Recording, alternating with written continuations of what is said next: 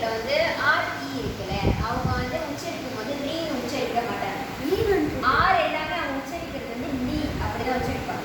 Okay, R sound வந்து L sound. என்னது R sound எதோட சவுண்ட்?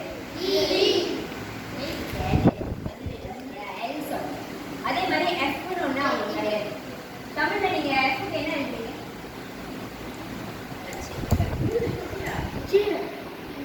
தமிழ்ல எஃப் இருக்கா? தமிழ் எழுதுறதுல எஃப் இருக்கா?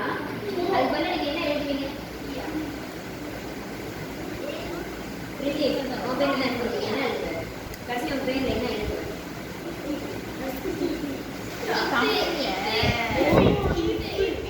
இப்படி மாத்துறீங்கல்ல, அந்த சொல்லோட இது எஃப்னு வர இப்படி தானே வருது. அதே மாதிரி கொரியால மாறும். சரியா? எஃப்க்கு பதிலாக அவங்க டி சவுண்ட் தான் யூஸ் பண்ணுவாங்க. சரியா? அவங்களுக்கும் இப்போ பிரிட்டிப் இல்லை, பிரிட்டிப் அப்படிதான் வரும். பிரிட்டிப் ஆறு வந்து எல்லாம் மாறும். எஃப் வந்து டி சவுண்ட் பிரிட்டிப் வரும். அப்போ ஆறு எல்லாம் மாறிட்டா அவங்க பிரிட்டிப் தான் சொல்லுவாங்க. ஓகே, ஆர் வந்து அவங்க எல்லாம் மாத்திரம்னா அவங்க பேர் வந்து பிரிட்டிப். சரியா? ஆனால் வந்து எழுதும் போது வந்து எல்லில் தான் எழுதுவாங்க. எல்லில் தான் எழுதுவாங்க. அப்போ பேர் வந்து பிரிட்டிப். பிரிட்டிப் வந்து பிரிட்டிப்பாக மாட்டேங்குது. அவங்க உச்சரிக்கும் போது அப்படிதான் உச்சரிப்பாங்க. சரியா? அதே மாதிரி வா இப்போ வி விஷாலி ஜெயசவா இருக்குல்ல, உங்க பேரும் வந்து வீண ஆரம்பிக்காது.